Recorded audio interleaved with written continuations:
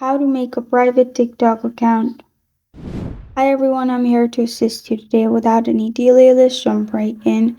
First, open TikTok. You'll find this kind of screen pop up. Click on your profile located at bottom right corner of your screen. Then click on three lines located at top right corner of your screen. After that, you'll find all these options pop up at the bottom. Click on settings and privacy. Then you'll find this kind of screen pop up. Click on privacy, which is the second option. Then in here you'll find private account. Simply, if you click on private account, it will be switched. As you can see now, it's turned off.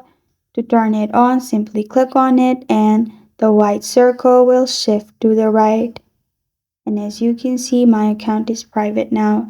This is how to make a private TikTok account. Thank you for joining me today. If this video helps you out, please leave a like and subscribe for more. Got a question or want to suggest a topic? Comment below. Thank you for watching.